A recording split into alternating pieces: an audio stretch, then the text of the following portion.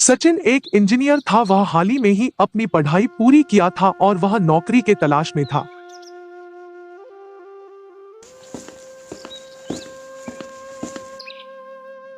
एक दिन उसे एक दूर के गांव में रेलवे स्टेशन के पास नौकरी मिली। उस गांव का नाम डोंगरपुर था।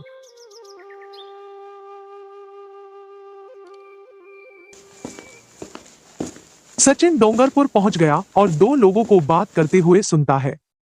तुम्हें पता है, आज फिर से उस भूतिया रेलवे स्टेशन पर एक इंजीनियर की मौत हो गई।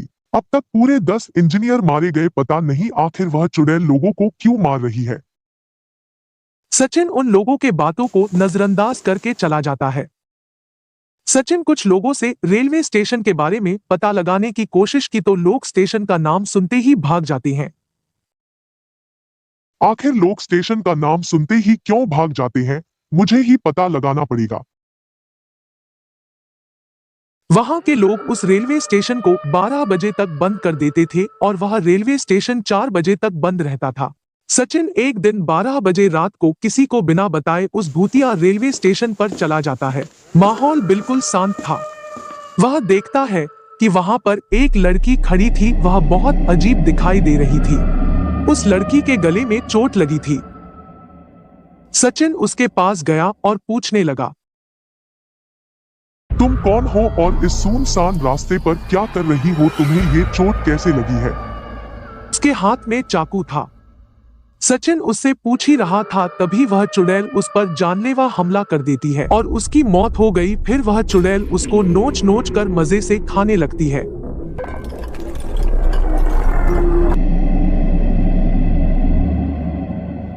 भूतिया रेलवे स्टेशन का राज अभी तक नहीं खुल पाया कि आखिर वह चुड़ैल लोगों को क्यों मारकर रिक्की बचपन के दोस्त है। दोनों को रात में घूमने का बहुत शौक था। चलते चलते उन दोनों में बहस होने लगती है। तभी रिक्की गाड़ी रोक देता है और मीरा गाड़ी से उतर जाती है। हाँ जाओ, तुम्हें क्या लगता है कि मैं तुम्हारे बिना नहीं घूम सकती हूँ? तभी रिक्की उसे वहीं पर छोड़कर चला जाता है। मीरा पैदल चलते चलते एक बहुत भयानक जंगल में पहुंच जाती है और उसे एक घर दिखाई देता है। आज रात मैं इसी घर में रुक जाती हूँ, सुबह होते ही चली जाऊंगी। वैसे भी रास्ता कुछ ठीक नहीं लग रहा है। मीरा घर के एक कमरे में रुक जाती है। वह घर भी उसे बहुत अजीब लग रहा था। तभी उसे उसके पीछे से पायल की आवाज सुनाई देती है।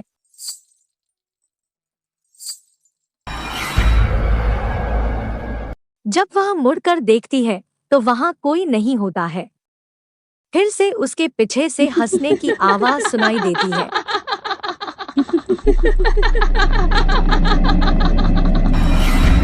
जैसे ही वह मुड़कर देखती है, एक औरत खड़ी थी। वह बहुत डरावनी दिख रही थी। मीरा डर के मारे बेहोश हो जाती है। जब उसे होश आता है तो वह अपने बेड पर सो रही थी। रिक्की, हम लोग तो घूमने गए थे ना? हाँ, जब मैं तुमको अकेला छोड़कर चला गया था, फिर मुझे तुम्हारी चिंता होने लगी थी और फिर मैं वापिस गया तो मैं देखा कि तुम वहां बेहोश पड़ी थी और फिर मैं तुमको घर लाया। लेकिन मैं तो उस घर में थी। किस घर की बात कर रही हो तुम? मीरा को कुछ समझ में नहीं आ रहा था कि उसके साथ क्या हो रहा है। उस घटना के बाद मीरा कभी रात में घूमने नहीं जाती थी। एक बार की बात है, जब कुछ लोग घूमकर घर वापस आ रहे थे और एक एक करके सभी लोग कहानियां सुना रहे थे। तभी उसमें से एक आदमी बोलता है, साहेब, क्या आप छलावा के बारे में जानते हैं? मतलब कि रात को सफर करते समय लोगों के साथ छल होता है। तभी आकाश पूछता है, कैसी बात कर रहे हैं आप? छलावा यानी छल। जो लोग रात में मरे होते हैं, उनकी आत्माएं उस रास्ते से निकलने नहीं देती हैं, उसी जगह पर बार बार घुमाती रहती है। चाहे आप किसी भी रास्ते से जाओ, छलावे से बाहर नहीं निकल सकते जब तक कि सुबह नहीं हो जाती है। सुबह होते ही आत्माएं कमजोर पड़ जाती हैं। बकवास की बातें मत करो, बच्चे डर जाएंगे। तभी उनकी बस रुक जाती है। वो लोग बाहर निकलते हैं। वो देखिए सर, वहाँ पे कोई लड़की खड़ी है। चुप रहो बेवकूफ, सभी लोग बस पर चढ़ जाओ। सर, ये लड़की छलावा में आ जाएगी। वह खुद छलावा है, वह क्या छलावा में आएगी।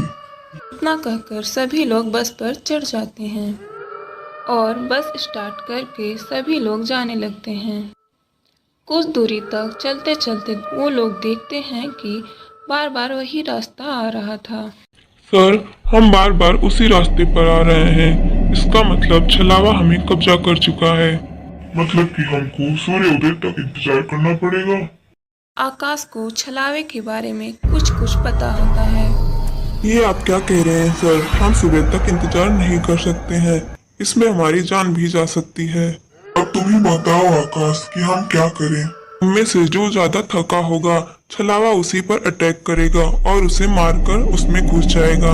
सर, छलावा हम में से ही कोई एक है। तो हम क्या करें? हम छलावे को कैसे पहचाने? सर, मुझे तो लगता है गोपाल ही छलावा है। तुम क्या कह रहे हो आकाश? मुझे ब्लेम मत करो। सभी लोग बहस करते हैं और उसमें से एक लड़की थी जो चुपचाप बैठी थी। कोई इस पे ध्यान नहीं दे रहा था। छलावे को लेकर बहुत बड़ा हंगामा हो जाता है और सभी लोग एक दूसरे को मारने के लिए तैयार हो जाते हैं। बस रात भर चल रही थी।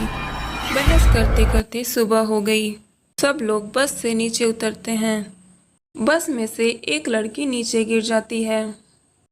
उसके अंदर से एक आत्मा निकलती है और वो लड़की मर चुकी थी। सूर्य की रोशनी पड़ते ही छलावा गायब हो जाता है। आज तो हम सभी लोग एक दूसरे को ही मार डाले होते। छलावा आज भी उसी रास्ते पर है। ऐसा हादसा फिर किसी के साथ ना हो, इसलिए वो रास्ता बंद हो चुका है।